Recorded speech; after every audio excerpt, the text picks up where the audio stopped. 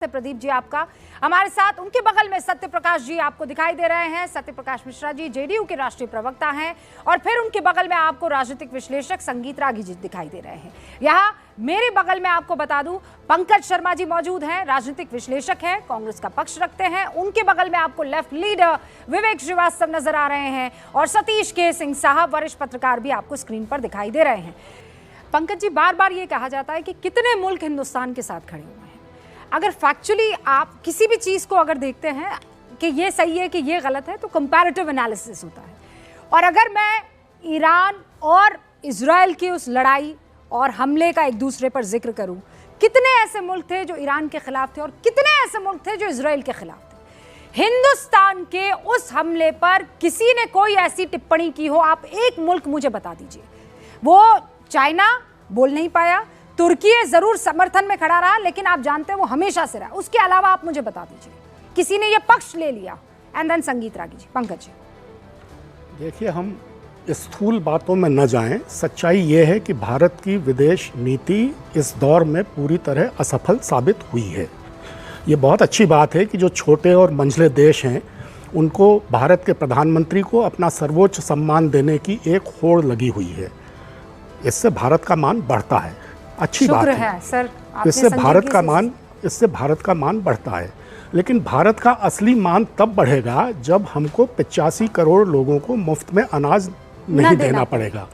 बेरोजगारी और महंगाई पर हम काबू पाएंगे, तब भारत का मान बढ़ेगा। इस बात पर भी ध्यान देना चाहिए। 16 देशों की संसद को संबोधित कर लिया, बहुत अच्छी बात है। लेकिन 56 इंच का जो सीना है वो तान कर हम कब चलेंगे? हम तब चलेंगे जब हमारे अपने देश में मणिपुर जैसी समस्याओं पर हम ठीक से ध्यान देंगे। ये बहुत अच्छा है कि आप विदेश जाते हैं।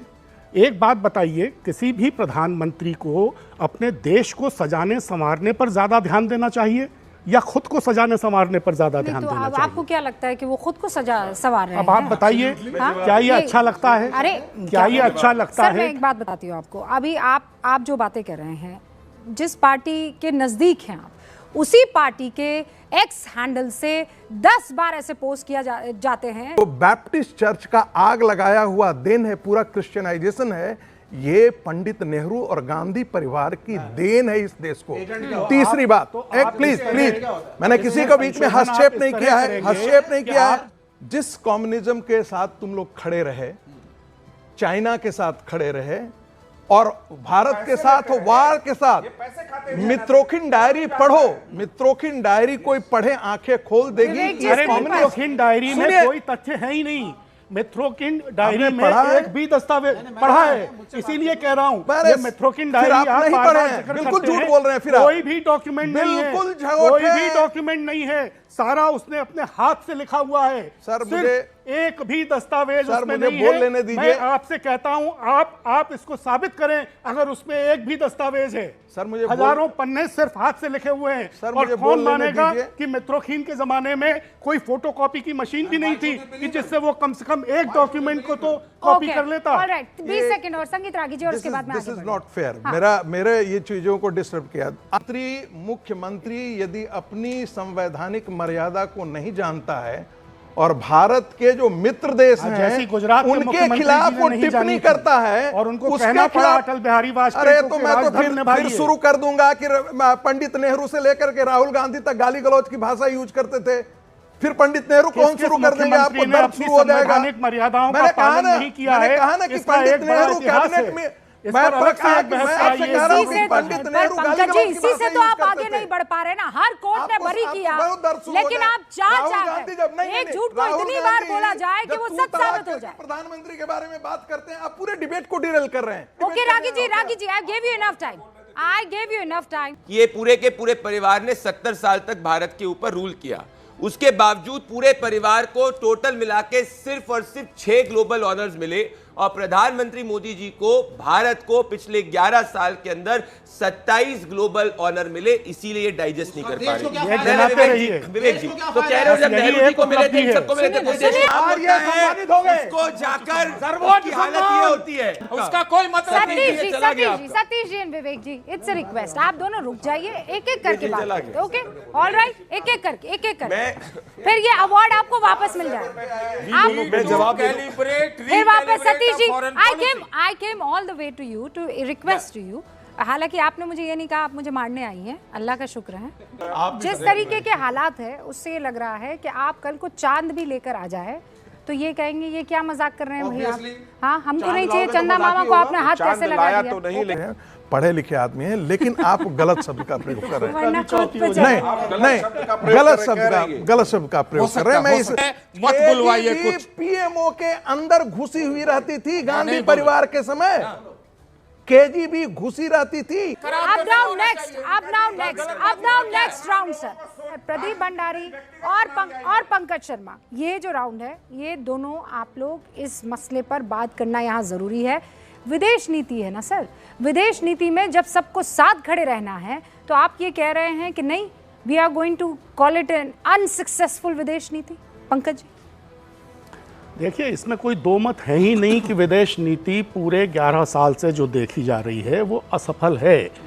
देश, ये लूज टॉक नहीं है, लूज टॉक संगीत रागी जी अभी आपने की थी, मैं उसका भी जवाब एक मिनट अभी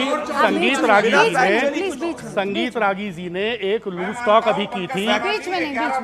एक सुनिए, संगीत रागी जी ने लूज टॉक की कि केजीबी बैठी रहती थी कांग्रेस के प्रधानमंत्री कार्यालय में। सुनिए पूरी बात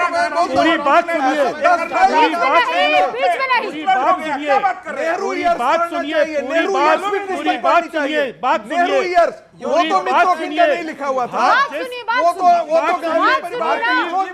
भाई आप लोग ये ऐसे करेंगे तो कैसे चलेगा? मदद से जिस जनता पार्टी की सरकार बनी थी, मोरारजी देसाई प्रधानमंत्री थे, उनके बारे में तैमूर हर्ष ने क्या लिखा? कौन बैठा रहता था उस वक्त प्रधानमंत्री कार्यालय में? सीआईए का क्या रोल था उस वक्त? उस पर कुछ बताएंगे आप? अरे भैया निराधार बातें मत करिए। ये मोरारजी से पूछिएगा, मोरारजी जी से, जनता पार्टी के लोगों से, सुब्रमण्यम स्वामी से, भारतीय जनसंघ, लेकिन इतना मैं जानता हूँ कि केजीबी एजेंट गांधी परिवार को गाइड करती थी। हर्ष की गांधी परिवार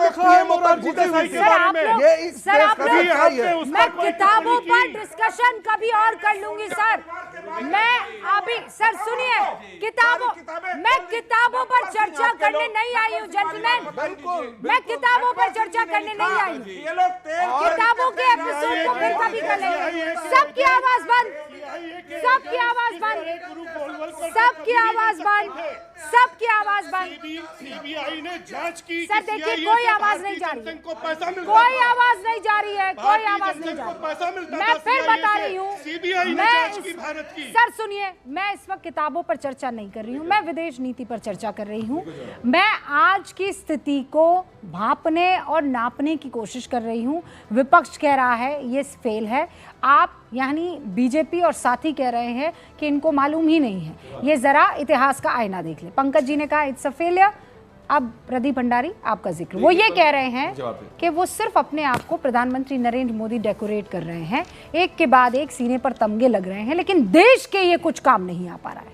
रूबिका जी, इन्होंने एक तथ्य नहीं रखा, ठीक है। 2012 में जब इनकी सरकार थी, ब्रिक्स से भारत को हटाने की बात थी, क्योंकि ब्रिक्स में भारत एक वीक लिंक था। मालदीव की बात ये कर रहे थे, कह रहे हैं कि जो ऑनर भारत देगा, मालदीव जो है वो भारत के साथ स्ट्रेटेजिक रिलेशनशिप कर रहा है। अफ्रीका जहां पे पहले चीन का दबदबा हुआ करता था, वहां भारत जो है स्ट्रेटेजिक पार्टनरशिप करके क्रिटिकल मिनरल्स को एक्सेस करने की बात कर रहा है। इनके समय भारत 13वीं सबसे बड़ी इकोनॉमी था और ये क्लाइंट स्टेट के रूप में भारत को समझते थे कि भारत के सोवरेन इंटरेस्ट को किसी ना किसी दूसरे मुल्क पे गिरवी रखते थे। देश को गिरवी तब रखा जाता है जब देश का प्रधानमंत्री जाकर के इनको अब की दिक्कत बार है कि किसकी अब सरकार भारत इस तरह के नारे भारत लगाए? एशिया ये की है गिरवी दूसरी रखना। सबसे बड़ी पावर के रूप में चीन के साथ आंख में आंख दिखा के देख रहा है। सर अब इनकी आखिरी, दिक्कत ये है, अब इनकी आखिरी, दिक्कत बस ये है। सर अब आखिरी आंख में फेज में आंख। आ चुके हैं। मैं ये 30 चुनौतियां सेकंड बोला बड़ी ना मैंने हैं आपको। और भारत उसको ओके, शिकस्त दे रहा है पंकज जी, विदेश नीति के पंकज जी, आसपास। पंकज जी 30 सेकंड। रूबिका जी, आपने कहा कि अगर नरेंद्र भाई मोदी चांद भी उतार लाएंगे तो भी ये लोग संतुष्ट होने वाले नहीं हैं। ये लोग- लेकिन एक बात बताइए, कैसे लिखें हम चांद की बातें, कैसे लिखें हम फूल की बात? रेत उड़ाए जब गर्म हवा तो कैसे उसको बरसात कहें? 11 साल से जो लू चल रही है इस देश में, हर तरह की सामाजिक तोड़फोड़ की, राजनीतिक खरीद फरोख्त की, उसमें हम कैसे कहें कि वसंत आ गया है? तो विपक्ष अपनी बात कहेगा। जो लोग नरेंद्र भाई मोदी की कार्यशैली से असहमत हैं, ओके। उनको असहमति जाहिर करने का अधिकार है।